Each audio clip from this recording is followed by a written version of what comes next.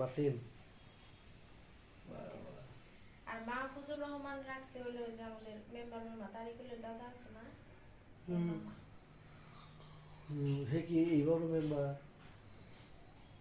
না এই মেম্বার ছেড়ে দিছে তো, মানে মেম্বার যে একবার বসছিল তারপরে আর নির্বাচন করবো না ওনাকে, এখন আরেকজন হ্যাঁ রাখছে তো, নতুন নাম রাখছে মাহফুজুর রহমান। বলছে আমি ভালোটা রেখে দিলাম, তোমরা ডাক নাম রাখো না। আর বিলের নাম আনিশা রাখছে ওর মায়, আর আসিয়া রাখছে তো এই তারিকুলের দাদা।